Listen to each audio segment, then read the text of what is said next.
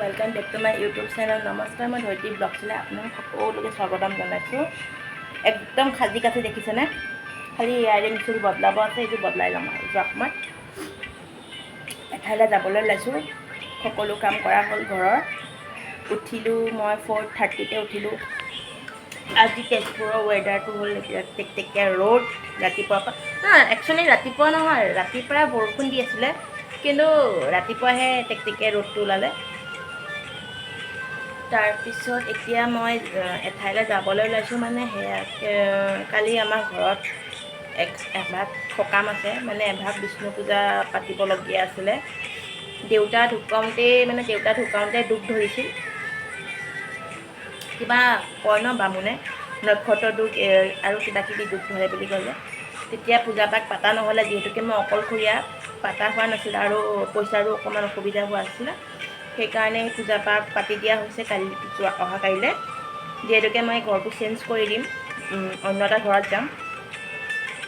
সেইকাৰণে এই ঘৰটো মানে পূজা পাঠ কৰি দিয়া হৈছে। আৰু মূৰত একগালমান টেকটেকীয়াকৈ তেল লগাই লৈছোঁ। ইমান মাথা বিষ যোৱাকালি ৰাতিৰ পৰা, ইমান মাথাৰ বিষ। মানে মূৰৰ বিষটো মানে মই অকণমান টেনশ্যন ল'লেই মূৰৰ বিষ হৈ যায়। মোৰ টেনশ্যন হ'বই দিয়কচোন, অকলশৰীয়া যিহেতুকে। তো এতিয়া মই পূজা ভাগৰ কাৰণে বজাৰত যাওঁতে মানে তেতিয়া আৰু ব্লগ নকৰোঁ। আহি কিনে যদি পাৰোঁ তেতিয়া ব্লগ কৰিম। ঘৰৰ ৰাতিপুৱা গোটেই কাপোৰ কানি ধুই কিনে আজৰি কৰিলোঁ। আহি কিনে আকৌ যোনটো ৰুমত পূজা পাতিম সেই ৰুমটো অঁতাব আছে। অঁতাই কিনে অকলে চব কৰিব লগা হৈছে ন। দাদা আহিব বাৰু, দাদাৰ লগতে যাম। চ' তেতিয়া আৰু যদি বজাৰত যদি কিবা বিশেষ কামৰ কাৰণে যাওঁ বা বিশেষ কিবা কৰোঁ, তেতিয়াহ'লে ব্লগটো ষ্টাৰ্ট কৰিম। নহ'লে এতিয়া এনেকৈ এণ্ড কৰি দিম। এণ্ড নকৰোঁ মানে আজিৰ পৰা ব্লগটো ইয়াতে ৰখাই থৈ দিম। কালিৰ পৰা আকৌ ষ্টাৰ্ট কৰিম। তো পাৰিলে আজি কৰিম, নোৱাৰিলে কাইলৈ কৰিম।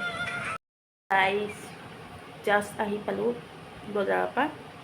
বা বাহিৰত কি গৰম হয়, কৃষ্ণহে কৈছোঁ ভাই, ইমান গৰমত। বা তাতে দাদাৰ লগত গৈছিলোঁ। দাদাৰ অফিচৰ পৰা কল আহিলে, দাদা অফিচলৈ গুচি যাব লাগে। মই অকলে যাব লগা হ'ল। মানে পইচা নহয়, 5,000মান লৈ গ'লেহে চাগৈ যিকোনো কাম বজাৰ এখন কৰা হয়। মোৰ যে নহয় ইমান আজি নাটনি হ'ল নহয়, কিছুমান সামগ্ৰী থাকি গ'ল। সেইটো মই ওচৰৰে খুৰী এজনীক কৈ দিলোঁ। তেখেতলোকৰ দোকান আছে, খুৰা এজনক কৈ দিছোঁ। খুৰাৰ লগত মই আগৰ পৰাই ক্ল'জ। সেই খুৰাকে কৈ দিলোঁ, খুৰাৰ দোকানৰ পৰাই লৈ আনিব বুলি ক'লে ৰাতিপুৱা সময়ত। চ' এতিয়া টেকটেকীয়াকৈ তেলটো সানিছিলোঁ। এতিয়া মূৰটো ধুওঁগৈ। কালি বৃহস্পতিবাৰ ন, কাইলৈ মই মূৰ ধুবলৈ নোৱাৰোঁ। বৃহস্পতিবাৰে মই মূৰ নুধুৱেই।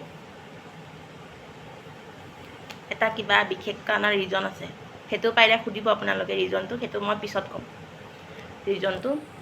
মোৰ মঙলবাৰে আৰু বৃহস্পতিবাৰে নুধুওঁ, যিহেতুকে বৃহস্পতিবাৰ গুৰুবাৰ বুলি কয়। মাইকী মানুহে মূৰ ধুব নাপায়, মাইকী মানুহে হওক বা ছোৱালী মানুহে হওক মূৰ ধুব নাপায়।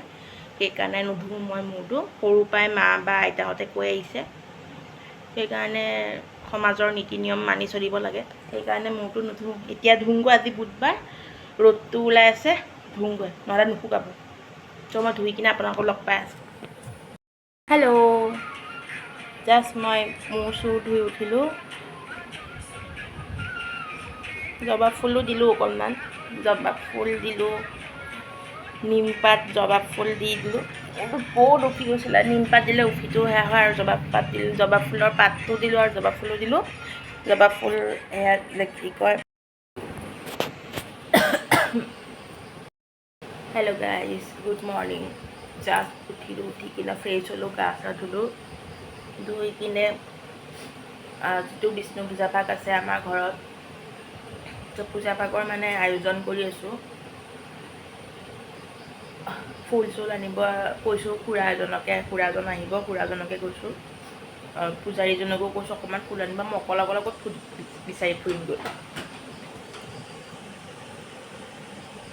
বিষ্ণু পূজা আগতে বহুত পাতিছিল আমাৰ ঘৰত। মই যেতিয়া সৰু আছিলোঁ, বাৰ জন্মদিনত সত্যনাৰায়ণ পূজা পাতে, মানে নাৰায়ণ পূজা পাতে। আৰু মোৰ জন্মদিনত মা দেউতাই মানে সদায় বিষ্ণু পূজা পাতে।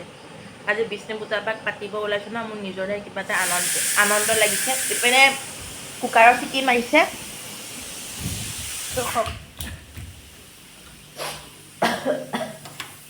কুকাৰৰ চিটি মাৰিছে। চাৰ্লিৰ কাৰণে কেইটামান ভাত বহাই দিছিলোঁ।